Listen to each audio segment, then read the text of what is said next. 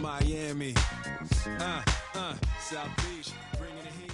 The Dolphins may be forced to take Reggie Bush and send him swimming on his way as NFL free agency is set to begin. Good afternoon, everybody. And once again, I'm alongside my broadcasting partner, Nick Feltus, on this Friday as we dive into the subject of the future of Reggie Bush. Nick, so great to see you, and thanks once again for doing double duty on this Friday. It's great to see you too, Kev. I like the way you put Reggie Bush. You might be swimming away with the Dolphins. Well, certainly the Dolphins have a lot of priorities this offseason. If we had to put a little bit of juice in that offense, they really didn't have a top-performing wide receiver, and Reggie Bush was basically their offense. Why he would be a nice luxury to have, I don't know if Reggie Bush is worth $10 to $12 million a year on the open market. Yeah, I mean, I don't think he's worth that much. He pretty much last year he was here and there. Had him on my fantasy squad, unfortunately, and it just seemed like he never got the job done. He ran for 986 yards, which by today's standards is nothing in the NFL. I mean, AP just won the MVP. Most valuable player, yeah. And he just won it with a sports hernia. So, I mean, for Reggie Bush, basically who was fully healthy last season, for only to get 986 yards and 6 touchdowns, it was kind of a letdown, not for me, but for the Dolphins fans. Well, I think anytime you have the likes of Brian Hartline and Clark Diggs, rather, as your as your top performing wide receivers, you'll have to put some money in upgrading that offense. And certainly, Reggie Bush was a good leader for them, and certainly Jake Long is a free agent for them. So Miami has to prioritize their needs and what they want to get done this offseason. I just don't see Reggie Bush commanding as much money as he'll want from Miami, so he'll hit the open market. Yeah, he's waiting for his contract from the Dolphins, but they honestly, it doesn't look like they're going to give it to him because, I don't know if most of you know, they do have Lamar Miller in the backfield who they want to progress over the next few seasons, and Daniel Thomas, who's basically their goal line back who punches it in for the touchdown. So if they have Lamar Miller and Daniel Thomas doing the look, why waste money on Reggie Bush, right? Well, I think Reggie Bush will certainly conduct or command some interest on the open market. Seems like Detroit and certainly Green Bay may take a look at him. But certainly Reggie Bush getting up there in his mid to late 20s. It's very hard to be running back on the free agent market because running backs have become such a crapshoot position. Certainly in the draft, you can find a dime a dozen, it seems, in the later rounds of the draft. So when you look at backs like Ahmad Bradshaw and Reggie Bush, they'll kind of be coupled in that same boat when free agency starts on March 12th. Yeah, I mean, if the Dolphins aren't thrilled with what they see out of the next few years in Lamar Miller and Daniel Thomas, because Daniel Thomas was supposed to pretty much take over this year, but they weren't sure they wanted to give him the full workload. So Reggie Bush was still over 200 carries, and pretty much this was his first year as the full-time back there in Miami. And, I mean, it didn't really look like he impressed the Dolphins front office. So, I mean, why give the guy a contract when you have 2 guys waiting in the wings?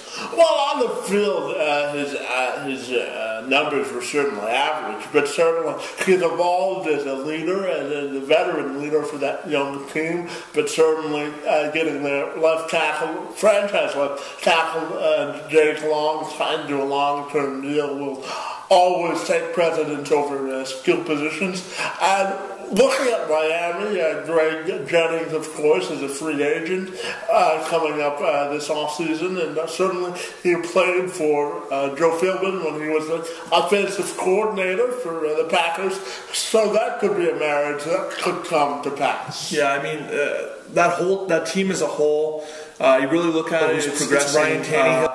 He's not to his full. He hasn't shown any of his potential yet. Yeah, but at the same token, I think he performed much better than any of us had in mind. I mean, anticipated. Really, who did he have to throw the ball to? Brian Hartline is not a household name really by any accounts. But if they do sign Greg Jennings, I think that would be a big boost to their offense. Because I mean, they did let Brandon Marshall go, and I mean, to be honest, I thought the Brandon Marshall trade to Chicago was a good thing for the Dolphins because they were starting with a new coach, and certainly Joe Philbin's demeanor wasn't going to allow Brandon Marshall to flourish in Miami. I think he had run his course, certainly with the domestic issues he had with his wife there in Miami, and certainly he had a good season with the Bears, and certainly led them in receiving this past year, but that's not saying much on the Bears offense. I mean, the Bears couldn't get out of their way passing the football. And, what do you mean? You're telling me Devin Hester is not an elite receiver? Well, Devin Hester may not even be with the Bears next year now that Mark Trestman is taking over.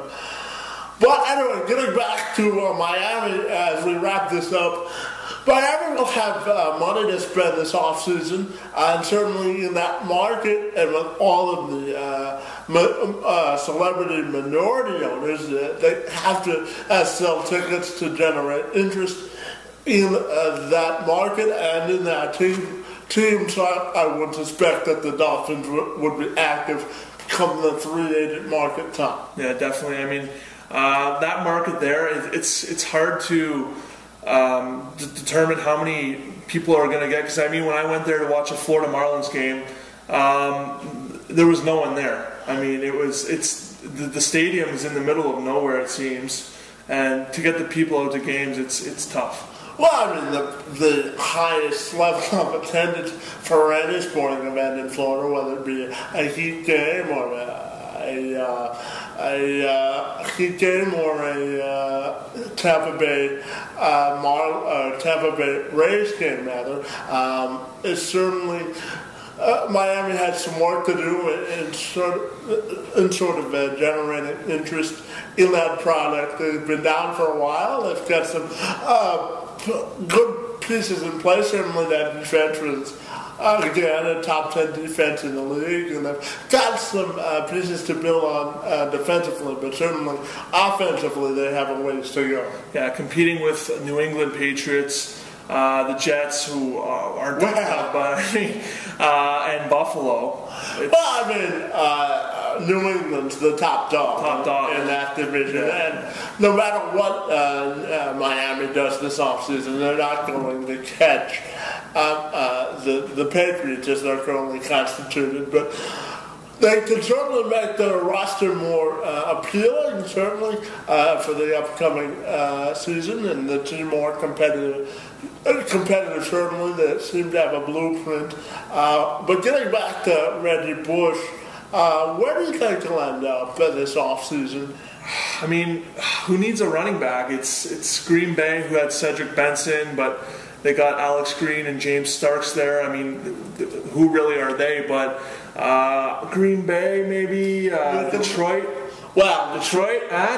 Detroit needs a lot of things, and running back is certainly an area they could look at. I think though, Mikel LaShore, they're going to give him another shot to be the starting back, or? Well, I mean, they need something to replace John Best. They'll get a running back this offseason in free agency or the draft, whatever avenue they pick, but they'll acquire another running back for sure. But looking along the landscape of the rest of the league, when you look at teams that need running backs, St. Louis comes to mind because, I mean, Steven Jackson may retire, certainly. They have Daryl Richardson, though. I mean, who's a young guy they probably want to give a shot. So we were going through the list of teams, and the Cardinals could be one, certainly. They have a new coach in Bruce Arians, and certainly they need to spark that offense with the running game, with Beanie Wells always seeming to be hurt. So there'll be a market. I'm just not sure that free agent running backs are the way to go. Certainly, as we said before, with the draft being so heavy on running backs. Yeah, you find drafts in the back. I mean, look at Alfred Morris.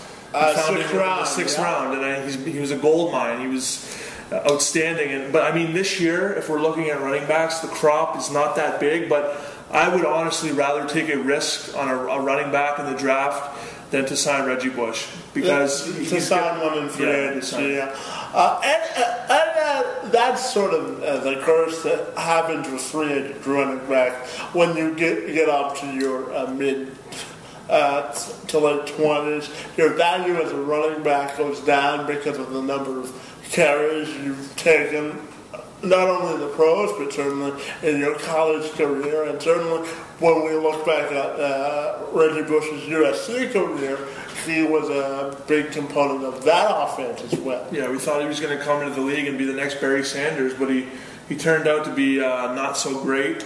And he turned out to be an all-purpose back. Multi-purpose type guy. That can serve a lot of value to a team. Certainly his value on special teams, returning kicks and punts, will increase his value in free agency. So we'll see what happens for Reggie Bush this upcoming offseason.